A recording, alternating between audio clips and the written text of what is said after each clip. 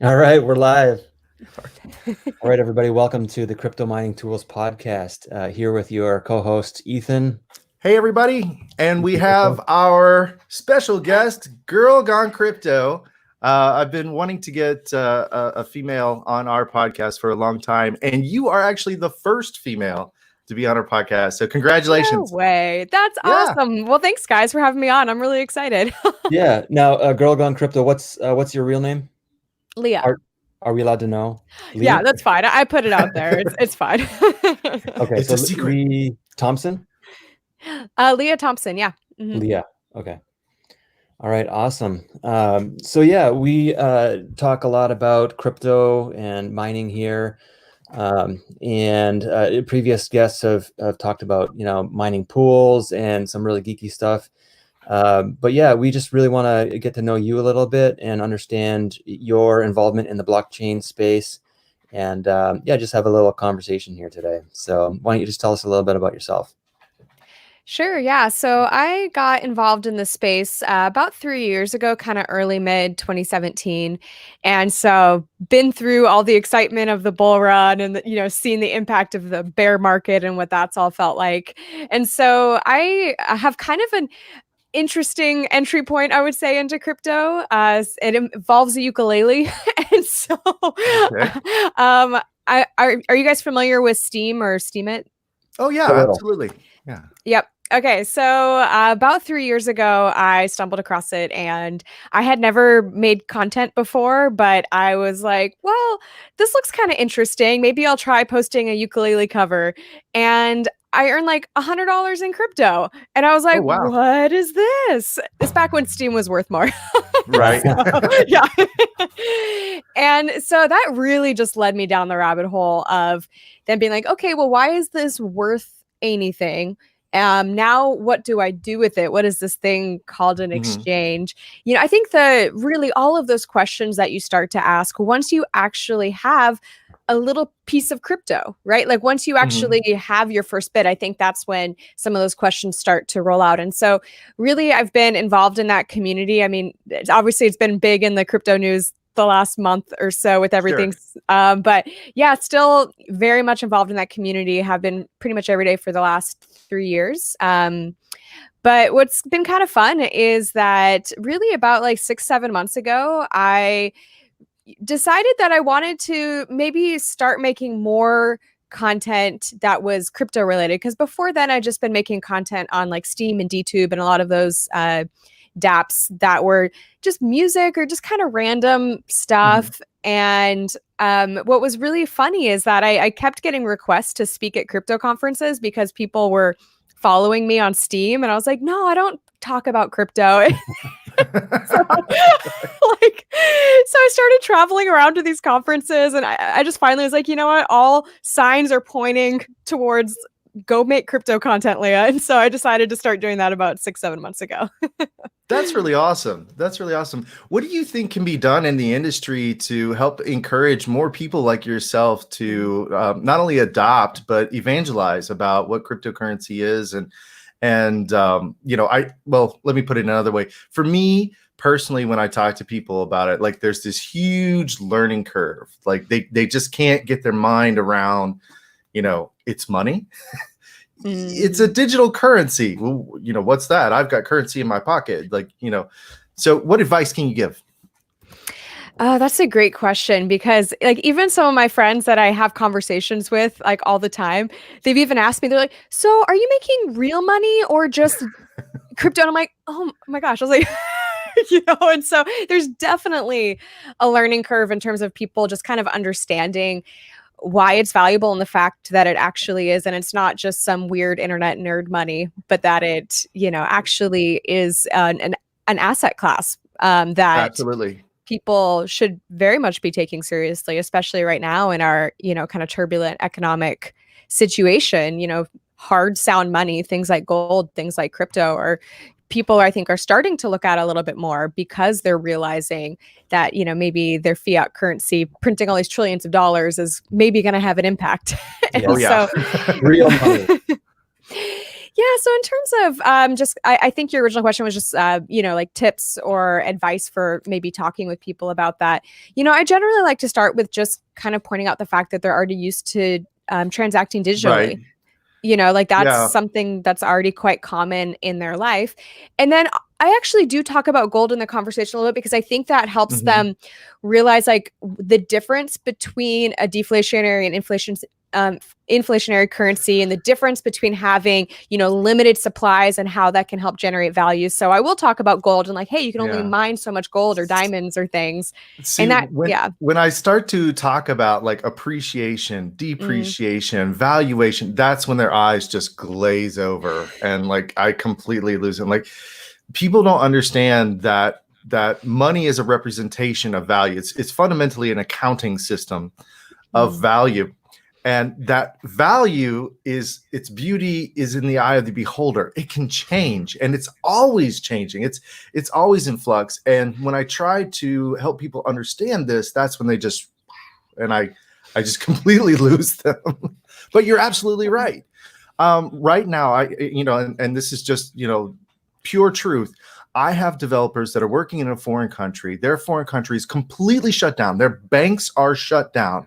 And for all intents and purposes, if I were to pay these workers in a traditional sense, they Mhm. wouldn't get the money for months. And even if they got the money, even if they could get the money, they can't go out to the bank Yeah. to cash that money. So cryptocurrency is a perfect solution for what's really happening in today's economics. Yeah. Absolutely. And, it's been really actually, I think, quite interesting to see how many more people are starting to ask questions, just about economics and our monetary policy and the Federal Reserve and things that maybe they could care less about before. But I think that's maybe one positive thing that's come from all this so far is people are actually starting to ask questions Yeah. and look at things a little more seriously, which is nice. So we have a user here. I don't know if you know this guy. He's kind of a weirdo. Ken, I Never heard can. of him. No, I'm just kidding. Hey, Ken. he's asking, will the halvening of BTC tempt miners to flip-flop to BCH, similar to the BTC and BCH fork era? That's so interesting because the BCH, Yeah, it's having happening is really having, soon. like 3 Yeah. weeks before the Bitcoin one. And so, I think that, And BSC as miners, well. yeah, right. And so I think that people go where there's profit, right? Mhm. Like I think that they're opportunists in that sense that they're going to run the most profitable, kind of mining codes then. So I think that I don't know if long term it's going to have a huge difference. I mean, maybe in the short term you'll see more people switching from one to the other, but Mhm. I'm also not a miner, so take that with a grain of salt. But Yeah. yeah. What do you think, Ethan? You know, it's difficult to explain, what's about to happen because on the one hand, the rewards are going to be substantially less. They're going to have it. But on the other hand, this is going to be a true test of what the buying pressure is. So when the Mhm. supply halvens, if the buying pressure remains the same, then simple economics tells us supply and demand, the value is going to go up.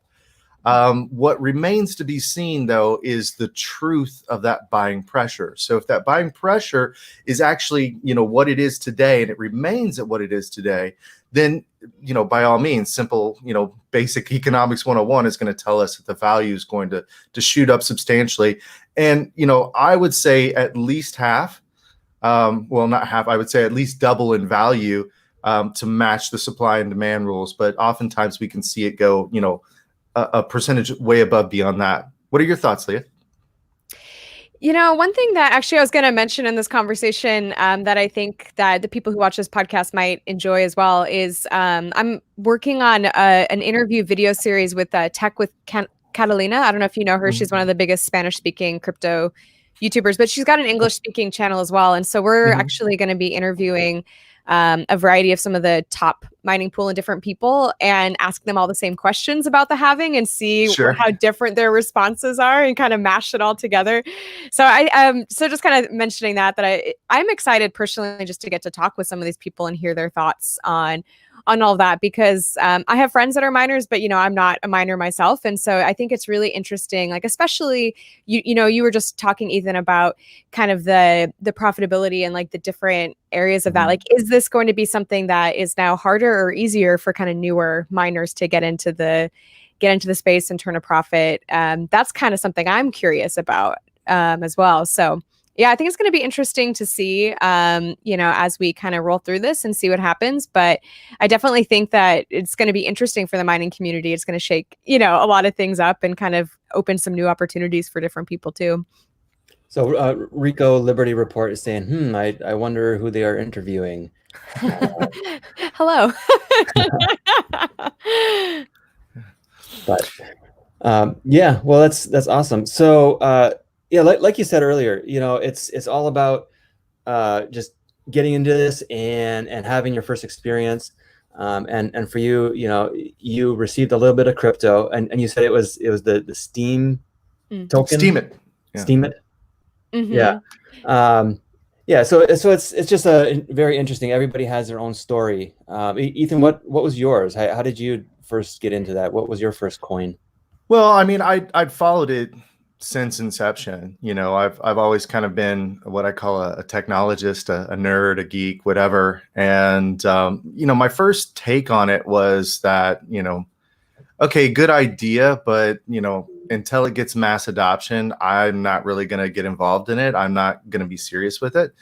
And as part of, I used to work for a security consulting firm, and I used to work with hackers, white hats, gray hats, some black hats. We won't go into that. That's a whole nother story. But one of my really good and trusted, one of the best hackers that I've ever known, as a matter of fact, one day just insisted that he get paid in this thing called Bitcoin as part of the project. And I was like, look, I know about this Bitcoin, but I haven't mined any of it. I don't have any on hand.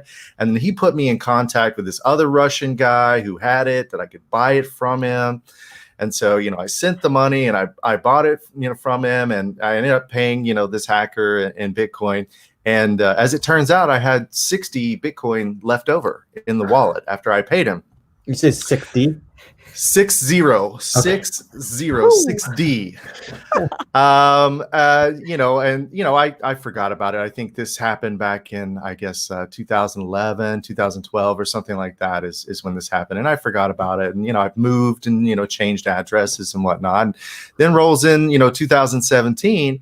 And next thing I know, it's almost, 20K. And I'm like, wait a minute, I've got 60 of these somewhere. I literally turned my existence upside down, looking for that wallet. Oh. It's gone. It's one of the lost ones. But that's when I realized, hey, I need to give this a serious look. Especially after surviving the Mt. Gox disaster. That to me was the indicator that this is here to stay. And whether or not I should, believe in it yet, I totally believe in it now. But I'm just thinking, in the times, like whether or not I believe in it, I should. What do you have to lose? What do you really have to lose? Just to take a chance in something and do something different and be a part of something different. Yeah. Wow, I hurt for you a little bit there. 60. That's really painful. Let's just take a little break here to thank our sponsor. Yeah, I'd like to give a big shout out to our sponsor, Brains OS. They have a new OS, Brains OS Plus. And with your new operating system, for those of you who are not familiar, your miner can do a lot more than it's doing with its factory firmware. If you put in this aftermarket firmware, it will allow you very fine-grained control over the miner. It'll allow you to overclock it if it's very profitable and get the most terahash per watt.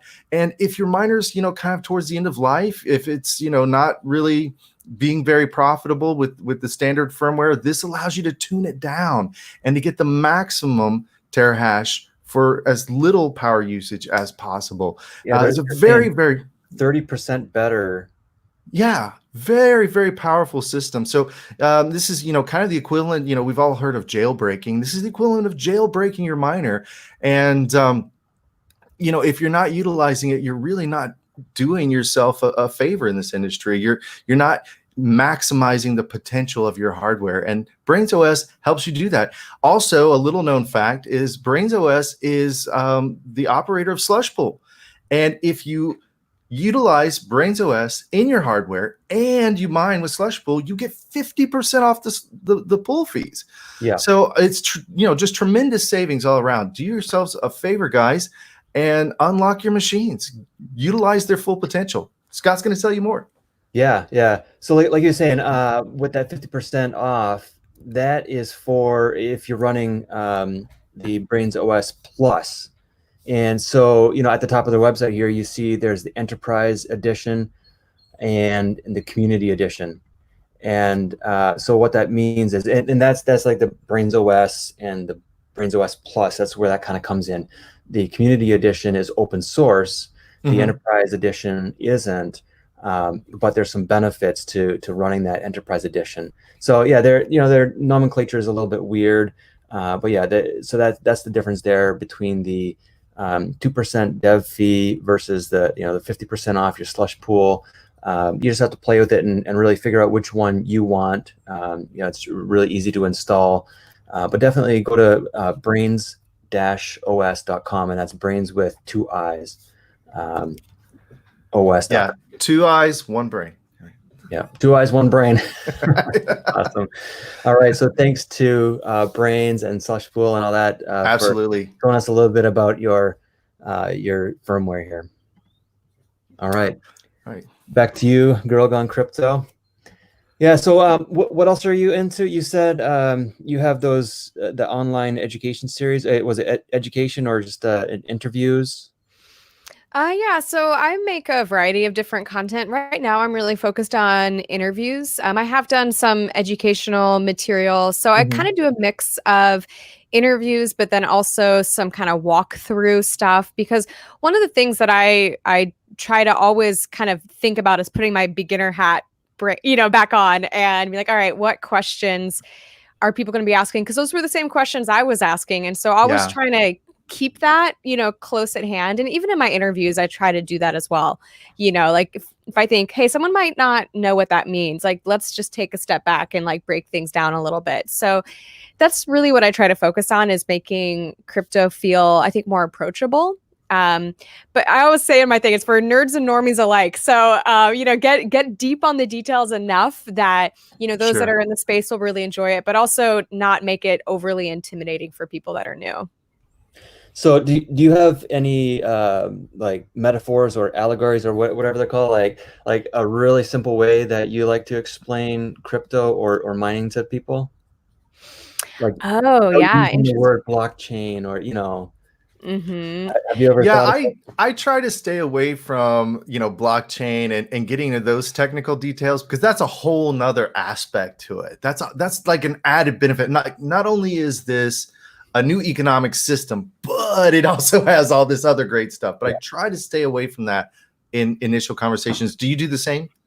Oh, yeah, absolutely. And sometimes I notice myself slipping up and I'll say something like the word decentralized or blockchain. And when they look at me like this, I'm like, oh, wow, they don't even know what those words mean. Okay, can I break this down more? And so, Scott, kind of to your point, I think finding real life examples that you can kind of relate it to, I think kind of helps it click for people. So mining is something that I think, like, when you're in very early stages of conversation, like, doesn't really come up. It's more that I'm trying to explain more like either blockchain or Bitcoin, but why it's valuable and how it kind of can be used, and like the real life application of what it could look like is kind of where I try to focus at first, but then eventually people do have questions about mining as well.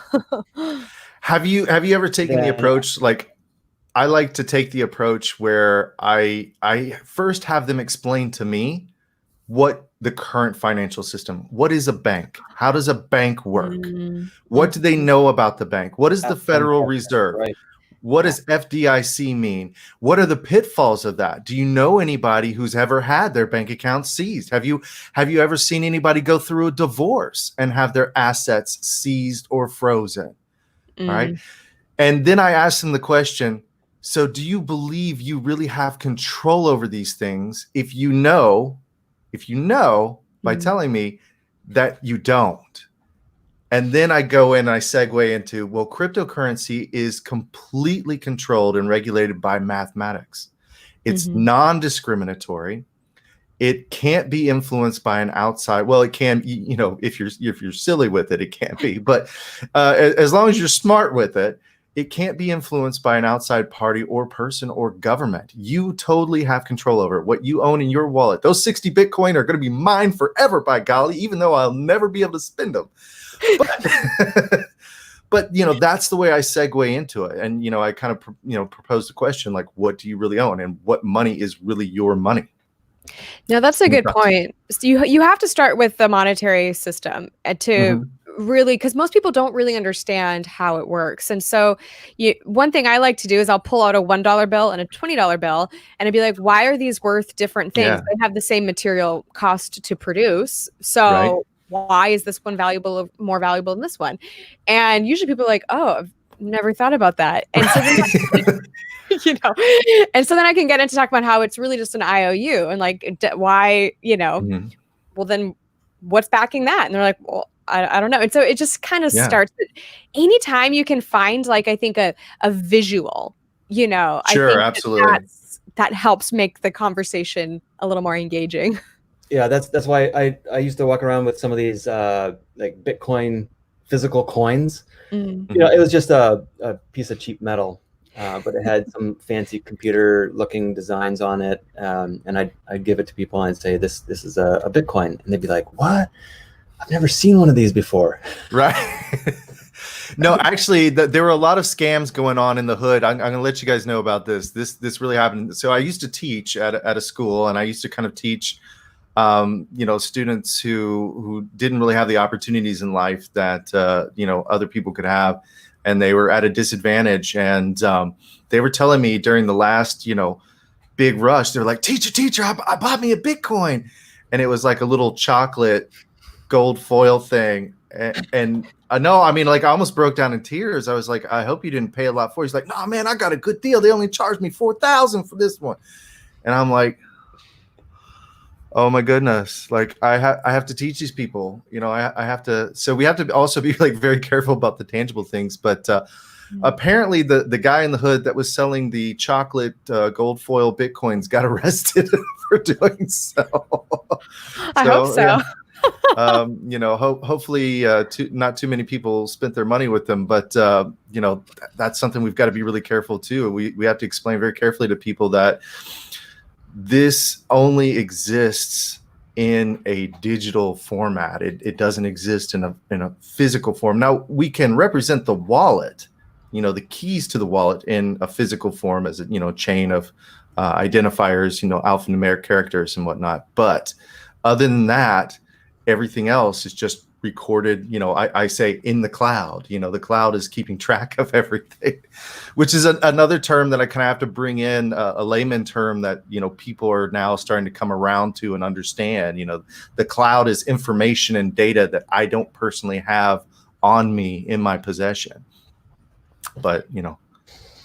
And I think different generations will probably see different levels of adoption based on their kind of comfort level with something being completely digital. You know, I was even having a conversation last night with someone that I think she's in her 60s. And, you know, we were talking about, you know, she wanted to transfer some of her money into other asset classes that would be safer than fiat. And she was way more open to the idea of buying gold than Bitcoin, right? Because it's just, to her, she's like, well, I don't know. That's kind of, if I can trust it. And even explaining it, where I think that, you know, people that are like our age, they'll be like, oh yeah, Bitcoin, cool. Yeah, that's good. You know? And so I think that we'll see different levels of understanding. Even, you know, I think that the younger generations now will just kind of grow up with like hearing more about Bitcoin. And for them, I think it's a comfort level, especially when it comes to people and their money. That's something that people, I think, it's one of the biggest kind of stressors, I think, for people right now that maybe aren't in crypto and don't understand things and are really worried about their investments. And, I think that as, this industry evolves, those younger generations, for them, it'll just be, oh yeah, sure, of course I've got Bitcoin. Well, there's 2 points I would like to make to that. First of all, 80% of the fiat money, at least in the US system, is already digital. Only 20% is actually printed out. And then the second point that I'd like to point out to it is that if you are going to be an investor in gold, make sure you physically have the gold in your possession. You don't be one of those investors that goes out and just buys it, as a, a speculatory object that you can just buy, sell, and trade or whatever. If you're going to truly invest in it, make sure you have it as a physical object in your possession. Now, that being the case, it's really not, well, first of all, what happens if you lose it? What happens if you get robbed? If you're keeping, stacks of gold in your physical possession, then that requires a whole nother effort on your behalf to protect it and secure it. Like with cryptocurrency, you don't have to do that. As long as you have the keys. And again, make sure you know what you're doing, you know how to use the keys. It's really not that hard. There's a lot of technology out there to really help manage, the technical aspect of it and just make it easy for you. What are your thoughts on the technology, Leah? Do you think we're going in the right direction, creating apps and things like that to really streamline the use and the management of this? Oh, absolutely. I think that, the easier we can make it and the more kind of natural we can make it feel for people, they're like, oh, this is an interface I'm already kind of used to using, the better. Like Edge Wallet comes to mind. I think they're doing a great job of making it feel really user friendly, but also keeping it secure. Because that's one of the kind of concerns maybe I've had with various things is like, well, are we seeing more aspects of centralization come in to make the user experience better? And I think that some projects are using that approach, but I think others are just getting more creative with, okay, how can we improve this user experience while still keeping the underlying security in place? And so, I think that you kind of have to look under the hood on some of these projects a little bit to really understand, kind of where they fall on that spectrum. But absolutely, in general, the easier we can make things, the more intuitive we can make it for people, the better. That's fantastic. My next question was going to be more centralized on the user experience itself. What do you think, like if you could change anything in any of the apps, what do you think can be done to enhance the user experience already from what it is? I noticed somebody mentioned Cash App, and I love Cash App. The only thing that I don't like about Cash App, and Cash App, as you guys may know, allows you to buy Bitcoin instantly. It allows you to get money transfers instantly in fiat and then buy it in Bitcoin. The only thing I don't like is you have to go through the full know your customer process before you can actually transmit or move Bitcoin from your Cash App wallet. So what are your thoughts? So if I could improve one user experience thing, I think that the biggest thing that makes me nervous for new people coming into the space is them not really understanding how to store their private keys. And as much as, exchanges and wallets and things will be like, you need to secure your keys. You need to please accept full responsibility here. People are so used to living in a customer service world where if something goes wrong, they can just call someone, and people aren't used to having to take full responsibility for their actions and their information. And even if they do understand it, are they securely saving their keys? A lot of them are like, oh, I just have it in a Notes app, or I just have it in a Microsoft Word document. They're not even using password managers. So I don't know if it's education or if we need to find ways for, I know Edge, again, they're working on something. Nexus is working on things where they can actually build it into the back end where you can have recovery processes that are actually secure. So I think that's maybe important, that whole process is what makes me the most nervous, is that people will be like, oh, well, I don't have my key anymore. And it's like, sorry, Yeah. If there's a recommendation I would make, it would be to utilize some sort of biometric authentication, being able to store your biometric information, a fingerprint reader or something like that, and access via that way. But Well, yeah, we're coming to the end of our time here. So Leah, why don't you tell us how our users and our listeners can find you online? Sure. Well, first of all, thank you guys so much again for Sure, having me on. This absolutely. has been so fun. And yeah, I'm just Girl Gone Crypto pretty much everywhere online where people hang out. So if you search for me, I'm really active on Twitter. I also have a YouTube channel where, I interview people and do different things. So yeah, come check me out. Awesome. Fantastic. Yeah. Well, Lee, thanks again for being with us here today. And I wish you luck on your upcoming interviews and everything you do. Thanks for sharing your experience with our users. Awesome. Thanks Thanks a so much, lot, Leah. guys. All right, take All right. care. Bye. Bye. Take care.